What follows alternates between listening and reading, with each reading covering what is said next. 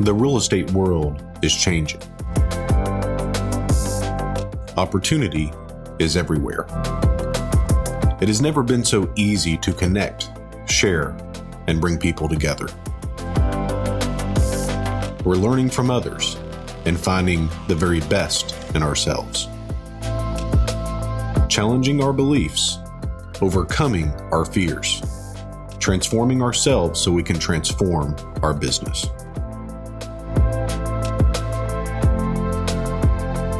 This is Investor Creator.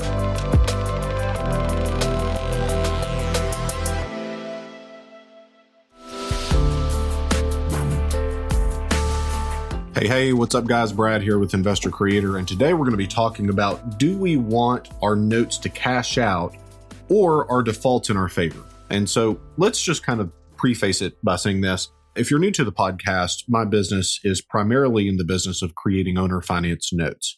So what that means is that we're buying a house, we're selling a house with owner financing, and within that, we're creating notes and deeds of trust or notes and mortgages. And so really what we're after is the payment stream. We're after the monthly cash flow instead of these big cash pops where we continually have to work, and we're only as good as our last deal. So we want to create a portfolio of notes, note income for what we do, and there are various ways to go about that. And so kind of how all of this came about, a couple of days ago, I had a conversation with a guy and it kind of bothered me.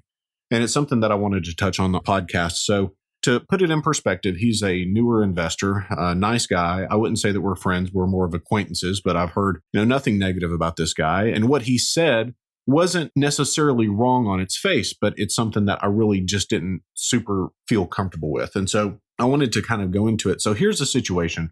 This guy, he bought a property subject to. And so for those of you who don't know what subject to means, what that means is that he bought a house with some type of lien, a mortgage, a judgment. I assume it was a mortgage because most of the time it is. And he's leaving that mortgage in place. And so he's taken over payments. He gets title. He owns the house, but he's effectively getting built-in financing whenever he purchases, which is a great way to purchase, guys, like one of our best. So he buys this house and he is turning around. And so basically what happens is he reaches out to me and he says, "Hey, I would like for you to take a look at this deal. Let me know what I'm missing, and I'm going to owner finance this house." I'm like, okay, cool. So I take a look at the deal, and he says, "Well, we're not going to be closing for 36 months. And I said, "Well, I don't really understand. I thought you were owner financing the deal." And basically what this guy's doing is a lease option. And so the buyer's doing 10% down on a $250,000 purchase. So it's $25,000 in cash at closing to the investor. And so we were talking about it and he said, "Well, I don't really want to give up title. I want to get the house back and resell it, and then resell it again and resell it again." And we call that double dipping. Okay.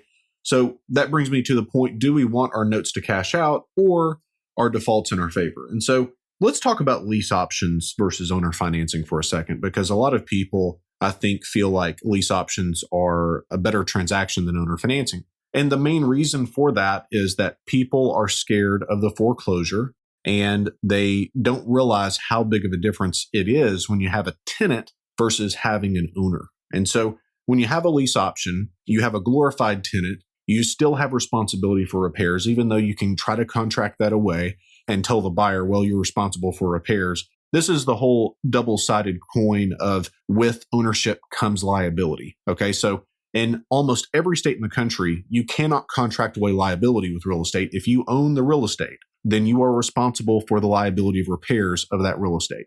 And so with the lease option, you still have a tenant, you still have repairs, you have more vacancy than you do with owner finance notes.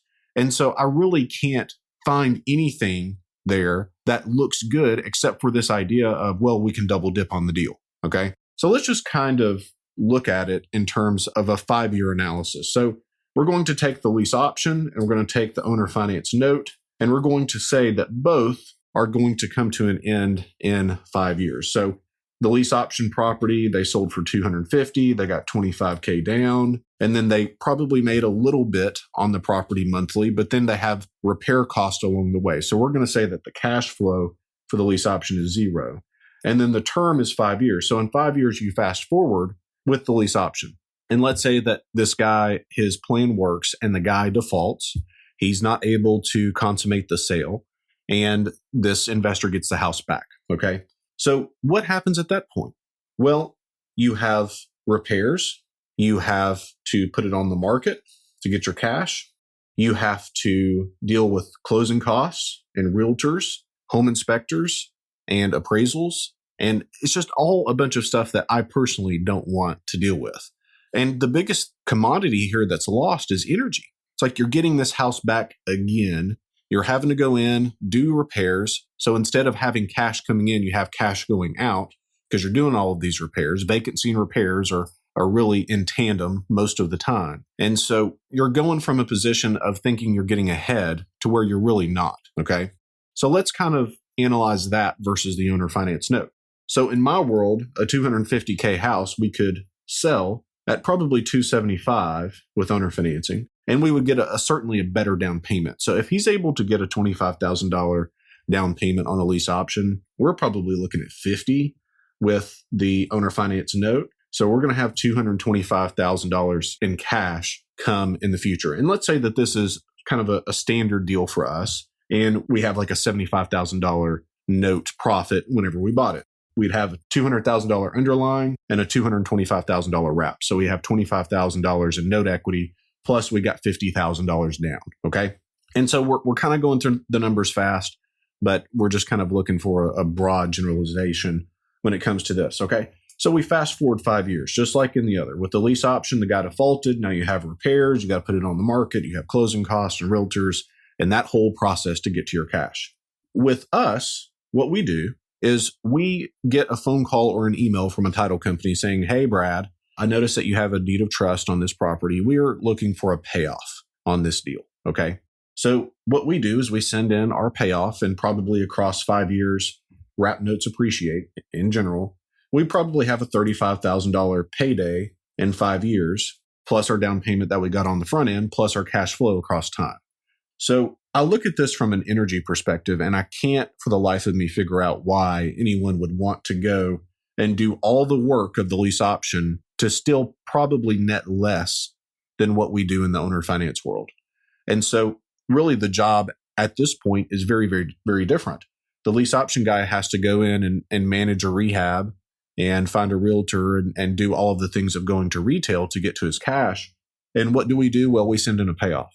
And when the cash comes in, then our job then is to deploy the cash. So we can take this $35,000 payday that we have with the payoff of our note and then go and redeploy that capital to keep the cash flow going. And so I just don't really understand. I don't think it's unethical to have that model, but I don't even think it makes sense financially. And I hope that makes sense, going through the numbers and everything. It's not there. I've got a deal right now where we bought this property for, ballpark $50,000 subject to. Owner financed the property for $175,000 with just $5,000 down. Now the property needed an immense amount of work. There were probably an acre, maybe 2 acres of just old tires. It had a detached garage that needed some work. And the guy had a construction background and did, from what I could tell, some good work. So we owner financed him the property. And so I've got $120,000 or so note position tied up in this property. He has defaulted twice. I don't understand it because this guy has completely remodeled the home. He has put a detached apartment above the garage. And a lot of people that are do-it-yourselfers, you kind of wonder what the quality of their work is. I mean, we've seen this guy's stuff, man. I mean, he did amazing, amazing work. It made me want to hire him if it weren't for the relationship the way it is. But I'm still holding off on foreclosing. The first time he defaulted, I put the payments on the back end. The second time, I put the payments on the back end and I gave him a lower payment. So I basically did an in-house refinance and he still defaulted. Now, when he did all this work to this property, he probably took my collateral position from $175,000 to probably closer to $225,000, $250,000, especially across the time of 3 or 4 years that this has been going on. And I still don't want to foreclose on him. And it's 2 reasons. Number one, I don't like the idea of foreclosing. Although you have to do it sometimes, it's not very often. And I try to give people every opportunity that I can to make things right. People have bad luck, people get hurt, people get sick, divorces happen, lots of things can happen in life. And I would hope that, God forbid, if I was ever in that situation, that someone would afford me a chance, So I'm trying to give people a chance. But that's not to make me out to be some type of pious individual, because inside I know that me foreclosing and taking this thing back is just going to reset the clock on me getting my cash. Now, I don't want to retail out on this thing. I generally don't like to retail out, although I do maybe one or two a month. But it's not really where the money is. The money's in the financing, it's not in the fixing. And so over time, I have really come to see this in my business, that the best way to do things is to keep the notes in place. Keep the notes in place, let them cash out in their own time, and let's not try to take these things back, because all we're doing is resetting the clock. Or if we're taking things retail, then we're discounting our notes to get cash effectively. So guys, I hope that makes sense. Not to be disparaging against this other investor. I don't think anything that he's doing is wrong. I think that he's just inexperienced. And so that's going to show at times. All right, guys, happy investing. Hope you guys are doing well. If you haven't joined my Facebook group, Investor Creator Community on Facebook, then be sure and join us there.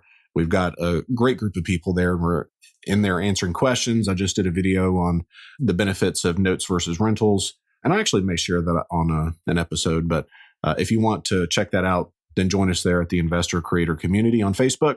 And I will talk to you guys soon. Happy investing. Hey guys, Brad here. Are you a new investor, or are you a seasoned investor that enjoys the podcast, but you just can't seem to wrap your head around notes and subject to creating wraps, as well as the various other things that I talk about? There's one thing that I see that is really common with most real estate investors, especially wholesalers, and it's this. If you aren't creating notes, then you are leaving more money on the table than you are actually making. If you want to change this in your business, then reach out to me at brad@bradsmotherman.com. We are opening our apprentice program in just a few weeks, and in this program, we work together on deals, one-on-one, and we profit share in your local market. Are you ready to have a real mentor instead of just buying another course? Reach out to me, brad@bradsmotherman.com.